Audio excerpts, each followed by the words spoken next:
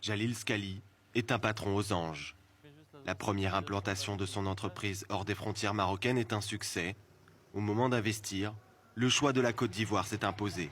Les indicateurs macroéconomiques étaient très intéressants pour nous.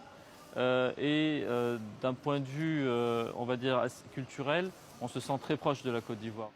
En 2 ans, avec environ 30% de part de marché, Dolidol est devenu un acteur majeur de la literie.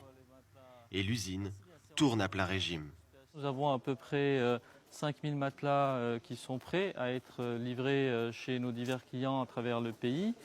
C'est la raison, c'est avec ces produits-là qu'on arrive à employer aujourd'hui plus de 200 personnes à Abidjan.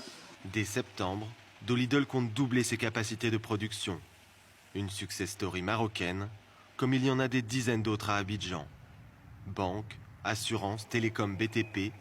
En quelques années, le royaume chérifien est devenu l'un des tout premiers investisseurs étrangers du pays. Il y a une dynamique quand même qui s'est créée depuis 3 ans et qui se confirme encore d'année en année. Le Maroc a lui seul actualisé un peu plus de 100 milliards d'investissements, en toute entreprise confondue. L'aménagement de la baie de Cocody, construite et financée par des entreprises marocaines, illustre la stratégie du royaume en Côte d'Ivoire. Une stratégie portée par le roi du Maroc, qui multiplie les déplacements au sud du Sahara. On a vraiment des liens familiaux, ancestraux, religieux, culturels, économiques.